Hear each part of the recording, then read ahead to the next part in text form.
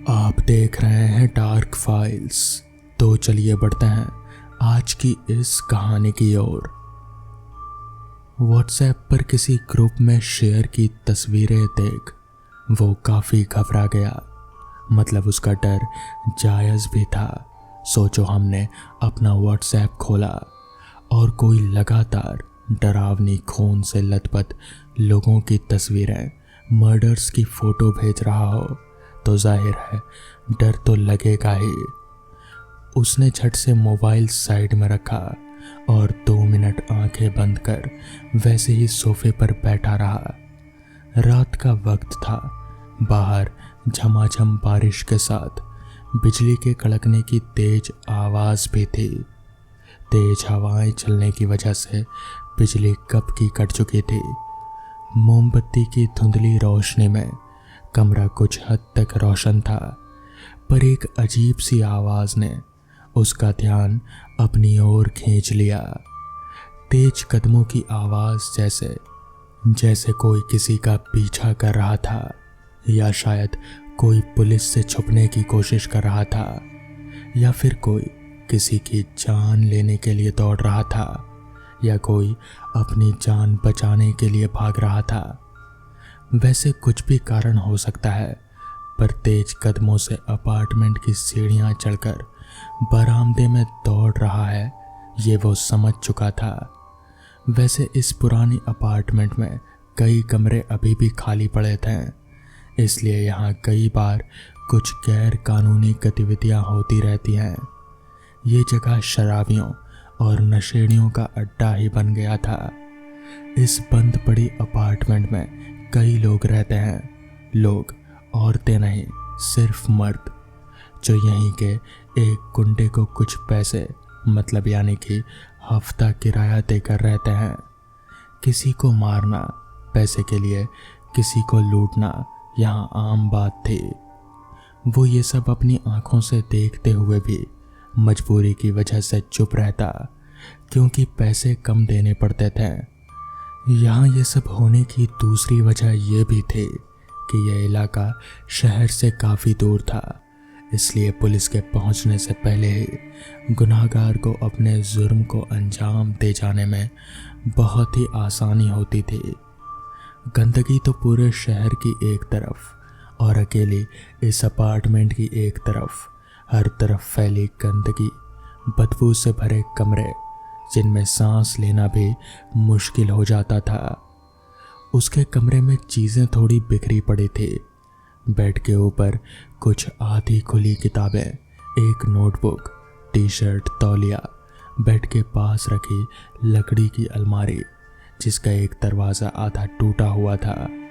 वहीं दीवार से सटे टेबल पर पानी का एक जार जो आधा भरा हुआ था, कुछ पेन पेंसिल, और वहीं सोफे पर बैठा वो सोफे के सामने टी पाई पर रखे एक नोटबुक में कुछ लिखने की कोशिश कर रहा था, पर शायद उसे कुछ सूझ नहीं रहा था। इस कहानी को कौन सा मोड़ दूं? अपने आप में बुदबुदाते हुए कुछ देर वैसे ही बैठा रहा और हाथ में लिया पेन वहीं टी पाई पर रखकर किचन में चला गया। स्टील के बर्तन में पानी लेकर उसने गैस पर रख दिया और गैस शुरू की और खुद के लिए चाय बनाने लगा। नाइट ड्रेस पहने उस शख्स की बड़ी हुई सी दाढ़ी, बिखरे हुए बालों से लग रहा था कि वो कोई राइटर है जो हमेशा कुछ ना कुछ लिखता रहता है। अब भी उसके दिमाग में कुछ तो चल रहा था, कोई नई कहानी या लिखी हुई किसी कहानी का अंत। किचन में खड़े खड़े वो अपने ख्यालों में खो गया कि तभी वहां से बाईं तरफ 8-10 कदमों की दूरी पर स्थित बाथरूम में लगे पानी का नल शुरू होने की आवाज़ आई। वो हैरान हो गया क्योंकि इस वक्त कमरे में उसके अलावा और कोई नहीं था। उसने दोबारा उस आवाज़ को सुनने की कोशिश की, लेकिन अब सब कुछ शांत हो गया था। आवाज़ तो आ रहे थे, नल से पानी बूंद बूंद टपकने की आवाज़। उसने उस आवाज़ को नज़रअंदाज किया और दोबारा अपनी कहानी सोचने लगा। वो आदमी लगातार दौड़ रहा था।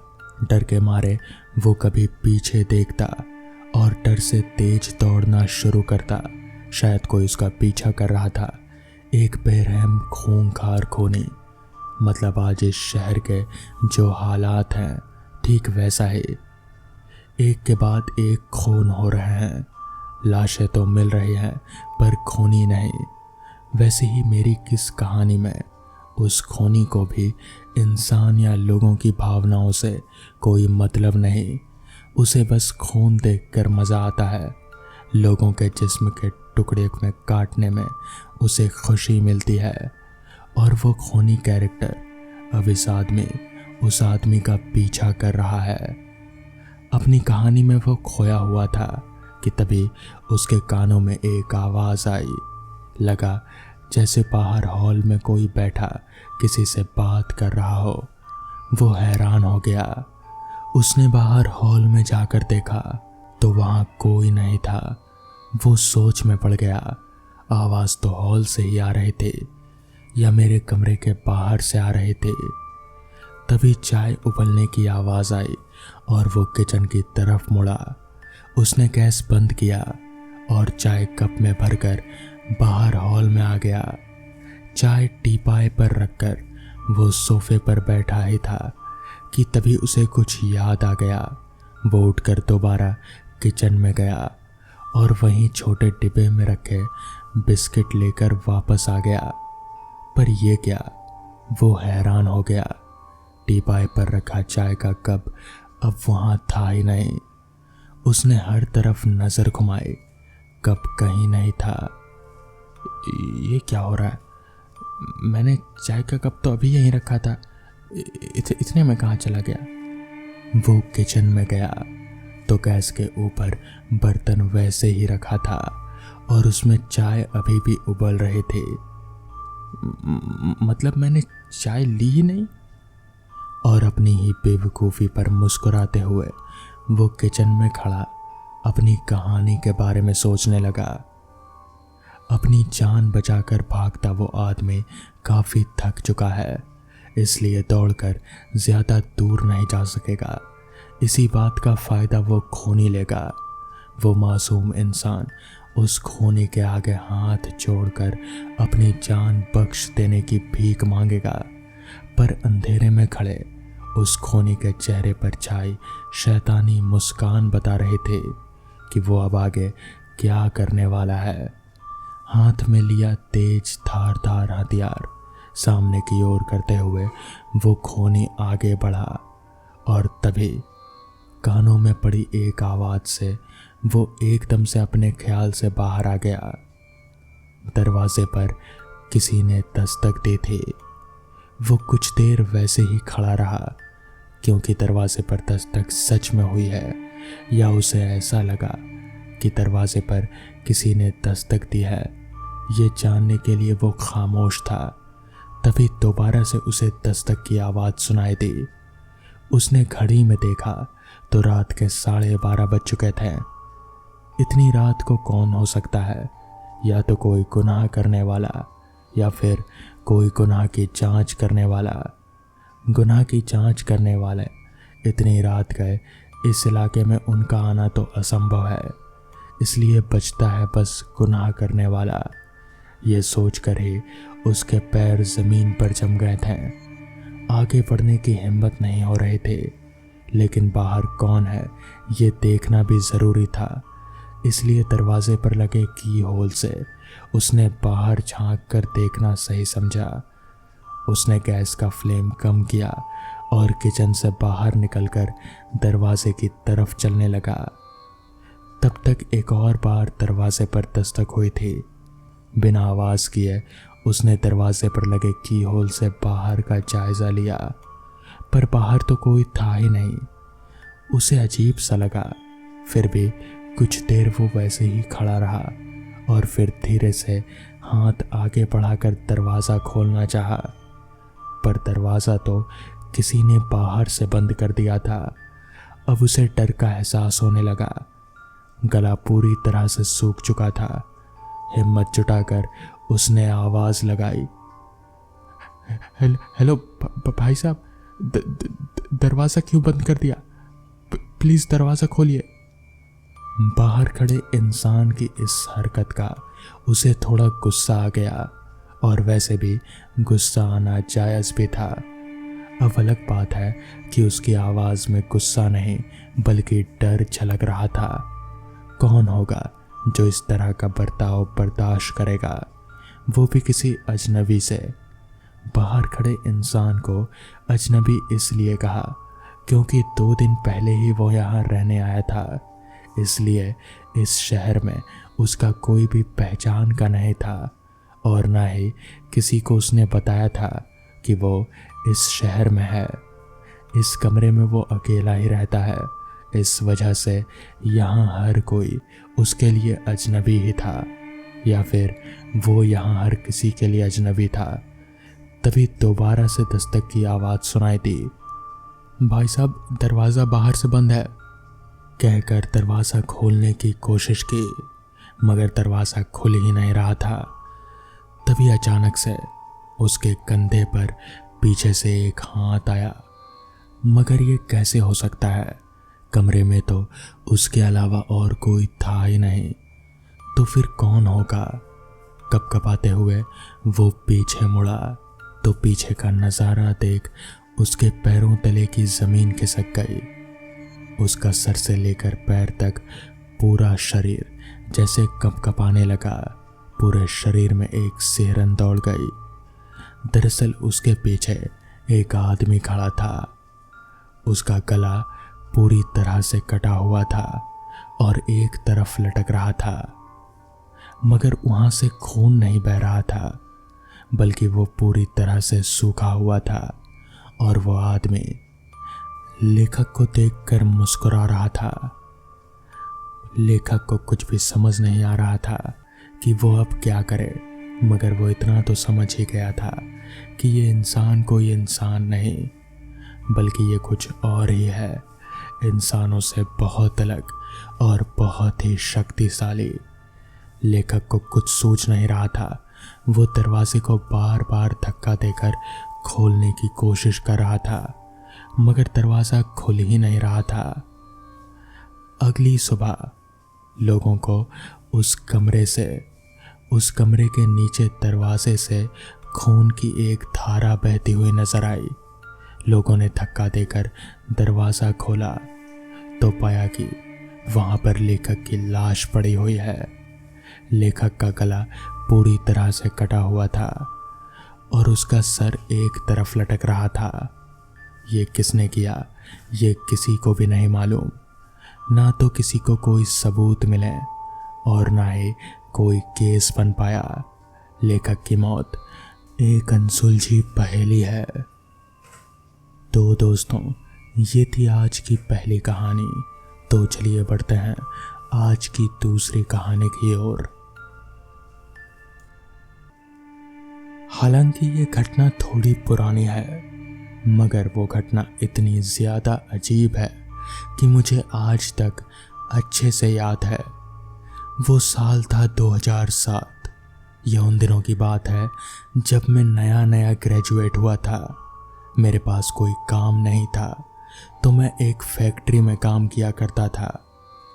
उस रात जब हम सारे दोस्त अपना अपना काम निपटाकर घर की ओर बढ़ने ही वाले थे, तभी मेरे एक दोस्त नितिन ने कहा, यार घर जाकर क्या करेगा, चल आज पार्टी करते हैं। मैंने दोस्तों को इकट्ठा किया है रोहित के घर पर, क्या बोलता है? तो इस पर मैंने कहा, अच्छा ऐसा है तो चलो फिर। जिसके बाद हम लोग फैक्ट्री से घर ना जाकर सीधे रोहित के घर पहुंचे और वहां पर पहुंचकर देखा तो रोहित ने सारा इंतज़ाम कर रखा था। वहां पर पीने पिलाने का सारा इंतज़ाम था। हालांकि मैं पीता नहीं था, मगर दोस्तों के साथ बैठकर काफ़ी मज़े किया करता था और चखने का सामान मैं अकेले ही सारा खा जाया करता था। इसलिए मैं अपने दोस्तों के साथ वहां पहुंचा था। सारे दोस्त पीने पिलाने में बैठ गए और मैं उन लोगों के साथ बैठ बातें करने लगा और खाने पीने का सामान टटोलने लगा। यूं ही कुछ देर तक दोस्तों के साथ मजाक मस्ती करने के बाद अचानक मेरी नज़र घड़ी पर गई तो मैंने देखा कि घड़ी में वक्त हो रहा था 12:15 का। मैंने अपने दोस्तों से कहा, यार सुनो, अब मुझे चलना चाहिए, घर पर मेरी बीवी अकेली है। तो इस पर मेरे दोस्तों ने कहा, हाँ भाई तब तो तू जा, हम लोग कल सुबह ही निकलेंगे यहाँ से। जिस पर मैंने अपने दोस्तों से अलविदा लिया और सीधे अपने घर की ओर निकल पड़ा।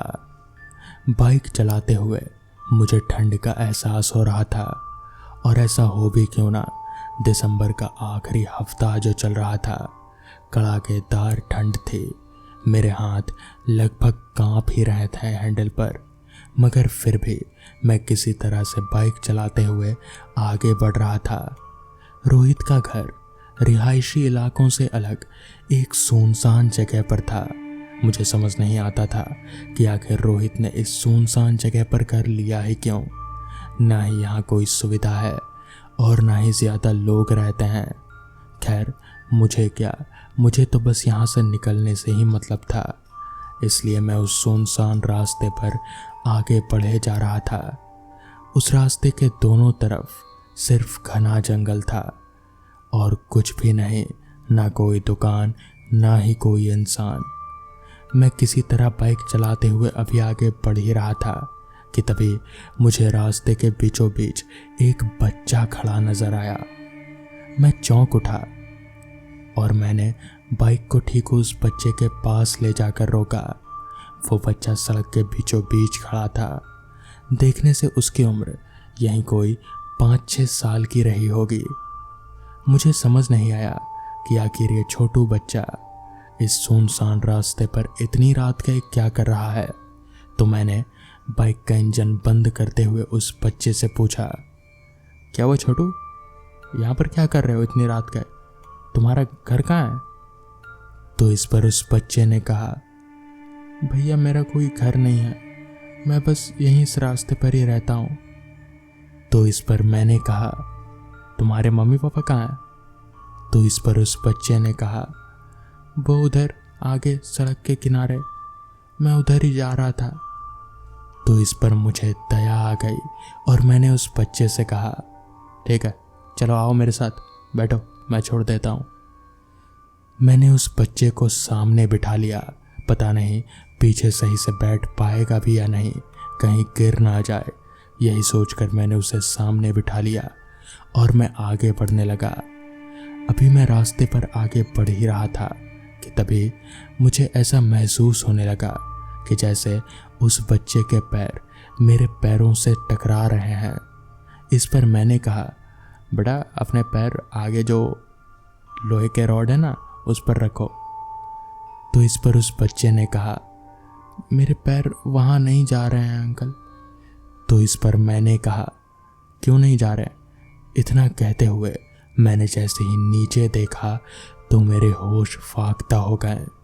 मेरी रूह एक पल को कांप सी गई। मैंने देखा कि उस बच्चे के पैर एकदम लंबे हो गए हैं और बाइक के टायर तक पहुंचते हुए बिल्कुल ज़मीन पर घसीट रहे हैं। मैं एकदम से हड़बड़ा गया। मुझे समझ नहीं आया कि आखिर इस बच्चे के पैर इतने लंबे हो कैसे गए। तभी मैंने एकदम से बाइक रोका और मेरे बाइक रोकते ही उस बच्चे ने पलटकर मेरी तरफ देखा, मगर वो पलटा नहीं, उसने पूरी गर्दन ही मेरी तरफ घुमा दी। उसका चेहरा बहुत ही ज़्यादा डरावना था। उसकी आंखें लाल चमक रहे थे और वो एक डरावनी हंसी हंस रहा था। मुझे समझ नहीं आया। मैंने बाइक वहीं छोड़ा और वापस दौड़ते हुए बिल्कुल रोहित के घर की तरफ भागने लगा। भागते भागते मैं गिरते पड़ते जैसे तैसे रोहित के घर वापस पहुंचा। वहां पहुंचकर मैंने अपने दोस्तों को पूरी बात बताई। किसी ने भी मेरी बात पर विश्वास नहीं किया। उनमें से ज़्यादा लोग तो नशे में धुत थे। मैं पूरी रात रोहित के घर पर ही रुका रहा और सुबह ही मैं वापस गया। मैंने देखा रास्ते पर मेरी बाइक गिरी पड़ी थी, जिसके बाद मैंने बाइक उठाया और सीधे घर गया उस दिन के बाद से मैं कभी भी रोहित के घर नहीं गया। तो दोस्तों, ये थी आज की कहानियाँ। अगर आपको ये कहानियाँ पसंद आई हो तो वीडियो को लाइक और चैनल को सब्सक्राइब करना ना भूलें। तो मैं आपका दोस्त आर्यन जल्द ही मिलूँगा आपसे ऐसी ही नई कहानियों के साथ। तब तक के लिए अपना ख्याल रखें।